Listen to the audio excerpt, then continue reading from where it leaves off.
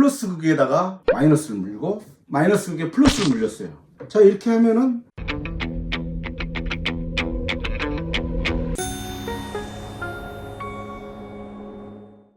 전문가에게 솔루션을 제공하는 네오툴 인사드리겠습니다. 오늘은 2024년 1월 24일인데요. 무척이나 춥습니다. 이럴 때는 배터리가 문제를 일으켜 여기저기서 시동이 걸리지 않는다고 난리들이죠. 그래서 추워지면은 배터리가 맥을 못 칩니다. 이번에도 TV에서 뉴스를 보니까 미국의 전기차 테슬라죠. 테슬라가 충전소라든지 이런 데서 방치돼 있고, 전기차가 날씨가 30도 밑으로 떨어지면 완전히 제 기능을 못해요. 영하 10도 이하로 떨어지면 배터리가 실제보다 한 50%에서 60% 정도 줄어들게 되는데요. 왜 그럴까요? 배터리는 대부분 양이온과 음이온이 이동하면서 전압이 발생을 하는데요. 저항이 증가해지면서 배터리가 빨리 닳는 것이, 물이 잘 흘러줘야 되는데 흐르지 않는 겁니다. 그래서 앞으로도 전기차가 꼭 대세가 아닐 것 같다는 저 개인적인 생각을 해봅니다. 자동차들이 배터리를 충전, 방전 해가면서 사용하잖아요. 이렇게 계속해서 사용하다 보면은 성능이 떨어집니다. 배터리를 교환한 지 얼마 되지 않았는데도 우리 출동 기사님들이 차량에 시동을 걸어주고 1시간 동안 정도 시동을 걸어달라고 하는데요. 보통 이제 우리 운전자들한테 배터리가 성능이 떨어져서 교환하셔야 돼요, 이런 거. 그럴 때는 좀 진짜 맞나? 속은 느낌이 들 때도 있죠. 다 이유가 있습니다. 자동차 배터리는 보통 승용차 기준에서 12V 배터리가 되기만 하는데요. 정상적인 배터리는 12.5에서 13.4V 정도 나옵니다. 그런데 우리가 만약 운전자가 문을 닫지 않고 장시간 나갔다고 치죠. 그러면은 배터리가 9V 이하까지 떨어져 버립니다. 9V 이하로 방전을 3회, 4회 이상 하게 되면은 이 배터리는 아무리 새 거라고 하더라도 효율이 떨어져서 바로 1년도 안 됐지만 겨울에 또 시동을 걸려고 하면 안 걸릴 수가 있습니다. 그래서 가급적 방전은 하지 말아야 합니다. 그리고 자동차를 오래 세워두면 방전이 될 수가 있어요. 자동차를 생산하고 야력장이라는 데가 있거든요. 여름 같으면 괜찮아요. 근데 장기간 세워두는데 겨울철인데 눈비 맞고 추운데 오랫동안 있다 보면 배터리가 완전 방전이 됩니다. 그래서 실제 이 점프 스타트를 저희한테 구매했던 고객들이 어떤 고객이 있었냐면은 자동차를 배에다 선적하려고 하는데 방전된 차들이 많다. 그래서 이 제품을 사가시는 분들도 되게 많았어요. 자, 본론으로 들어가서 오늘 소개할 제품은 3000A 플러스인데요. 이전에는 스마트 DDD라는 이름으로 노란색 제품이었거든요. 그거를 2023년에 업그레이드 했죠. 검정색으로 하고 이 가방도 2600을 소개를 했었고요. 이전 영상에 버그라든지 기능을 개선하였습니다. 이 제품은 12V와 24V를 겸용으로 쓸 수 있는 제품으로 오늘 이 제품에 대해서 상세하게 리뷰해 보도록 하겠습니다.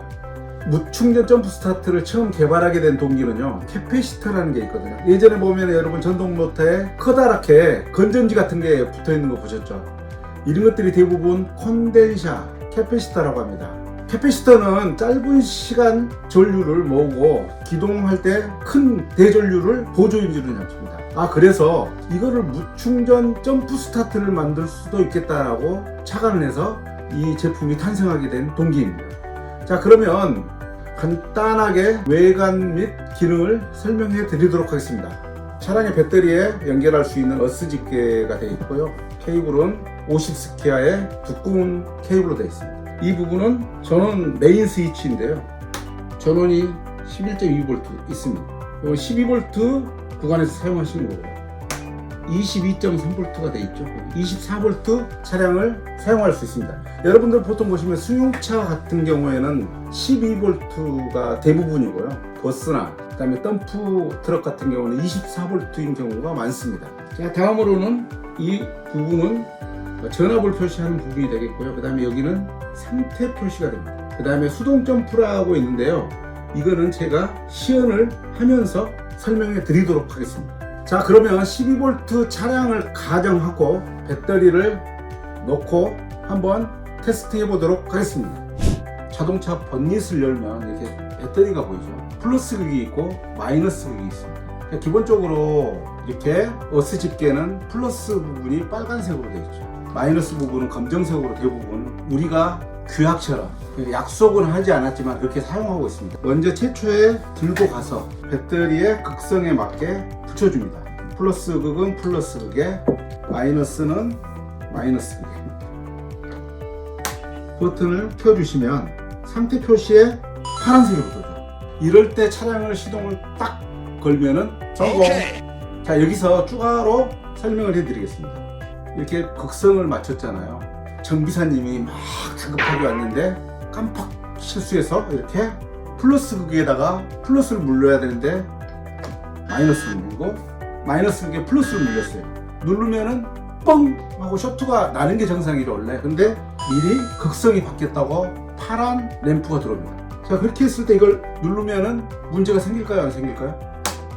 생기지 않습니다. 안전장치가 됐거든요. 12V 차량인데 모르고 24V를 인가해버리는 거죠. 작동이 안 됩니다.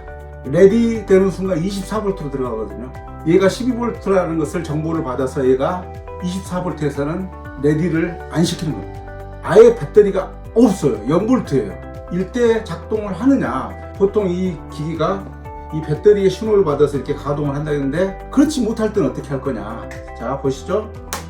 작동이 안 돼요. 전혀.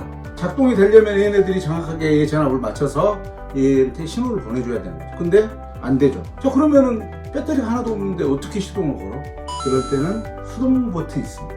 단 수동 버튼에서 조심해야 될 점은 반드시 극성을 맞추셔야 됩니다. 왜 그러냐면 얘는 얘의 정보를 받아다가 이 점프 스타트를 가동하는 것이 아니라 강제로 전압을 밀어넣기 때문에 만약에 이렇게 강제 수동 버튼을 눌러주면 레디가 됩니다. 극성이 바뀌었다고 한다면 이럴 때는 폭발하게 되어 있습니다. 자, 실내 제한된 장소에서는 이 제품의 시연을 하기에는 한계가 있습니다. 그렇기 때문에 현장에 나가서 시연을 해 보도록 하겠습니다. 가 보시죠.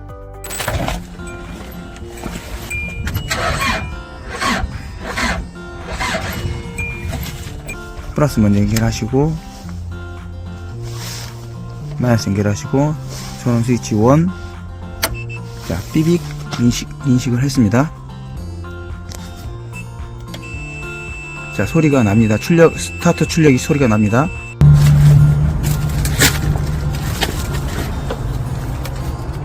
집게 먼저 물리시고요. 그 다음에 마이너스. 네. 자, 스위치 1. 네.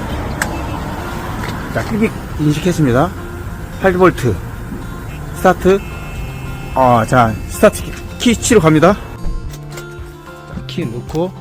자, 에어를 보러 가겠습니다. 에어. 오. 자, 잘 걸렸습니다. 이상입니다.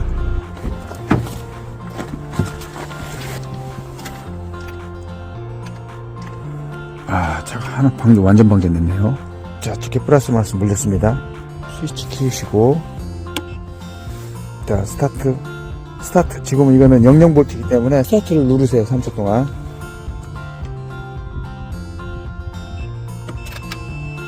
자, 그 다음 시동을 걸어주세요.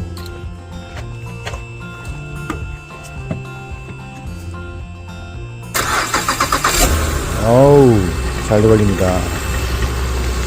추운 날씨에 저희가 현장에서 시동을 걸어봤는데요. 어떻게 잘 보셨습니까? 자, 이 두 제품의 장점은 무충전이다. 사실은 엄밀히 따지면 무충전이라고 이야기하기는 어렵지만요. 보통 다른 제품들은 5시간 정도 충전해야 되거든요. 근데 이 친구들은 그냥 자기 차에다가 걸어서 10초 정도면 충전이 완료되는 그런 장점이 있습니다. 두 번째, 가볍기 때문에 휴대성이 뛰어납니다.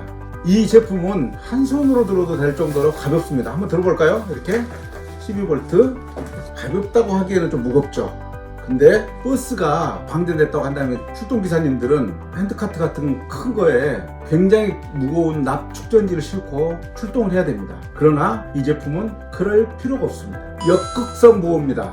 12V나 24V나 낮지만 전류가 크기 때문에 쇼트가 되면은 순식간에 스패너가 녹을 정도로 위험합니다. 그러나 이 제품은 역극성 보호 장치가 되어 있기 때문에 안전합니다. 다음으로 네 번째, 전압 보호입니다. 24V 겸용인 경우에는 12V 차량에 잘못해서 스위치를 작동할 수도 있잖아요. 12V를 감지해서 이 친구가 24V로 출력을 하지 않습니다. 그래서 전압에도 안전한 장점이 있습니다. 제품의 단점이라고 한다면 실제 캐피시터는 순간 출력을 극대화하기 위한 제품으로 큰 전류는 담지만 많이는 담지 못합니다. 그렇기 때문에 시동을 지속적으로 사용을 할 수가 없다는 단점이 있습니다. 하지만 시동을 거는 순간 충전이 완료되기 때문에 문제는 없을 듯 합니다. 자, 그러면 제품의 사용 시 유의사항에 대해서 말씀드리겠습니다. 첫 번째, 실제 그 신형 디젤 차량은 별로 문제는 없지만요, 구형 차량 같은 경우에는 연료 필터에 물이 차서 가끔 연료 라인이 얼어버리는 경우가 있었어요. 제 아무리 좋은 점프 스타트를 갖다가 연결한다고 해도 차가 시동이 안 걸리겠죠. 디젤 차량 같은 경우에는 연료 필터가 얼었는지 확인해서 만약에 얼었다면 따뜻한 수건 같은 걸로 녹여 주셔야 된다. 두 번째, LPG 차량 같은 경우 기화기라고 하는 게 있는데요, 액체 가스를 구름처럼 기화시켜 주는 거거든요. 근데 그 기화기가 추우면은 기능을 못 해요. 그러면은 LPG가 그냥 물처럼 나가게 되면 폭발을 못 하게 되죠. 너무 추울 때는 기화기 부분을 따뜻하게 해준 다음에 시동을 걸어야 됩니다. 세 번째 유의사항인데요, 디젤 차 같은 경우에는 점화 플러그가 없는 대신에 압축할 때 열이 어마어마하게 발생하거든요. 이럴 때 연료가 폭발하는 시스템을 가지고 있는데, 제조사에서 흡기 밸브에다가 겨울에 추우면은 시동이 안 걸릴까봐 히팅 코일을 장착해 놨어요. 그 히팅 코일에 열이 전달이 되지 않는 상태에서 돌리면은 시동은 안 걸리겠죠. 그래서 여러분 딱 키를 켜시면 오렌지색에서 파란색으로 바뀌는 순간이 있을 겁니다. 그때 시동을 걸어주시면 단방에 시동이 걸립니다. 여러분 어떻게 영상 잘 보셨습니까? 사실은 우리 일반인들은 거의 사용하지 않습니다. 보통 레카 출동차 하시는 분들, 그 다음에 시골에 트랙터 가지고 계신 분들, 그 다음에 버스 회사나 탱크, 군부대에서도 연락이 와요. 그런 분들을 위해서 위주로 만들어진 전문가 제품이기 때문에 여러분들 일반인들 같은 경우는 조그만 거 있죠, 리튬이온 배터리, 이런 거 쓰시면 될 것 같고, 영상이 유익하셨다면 좋아요, 구독하기 부탁드립니다. 감사합니다.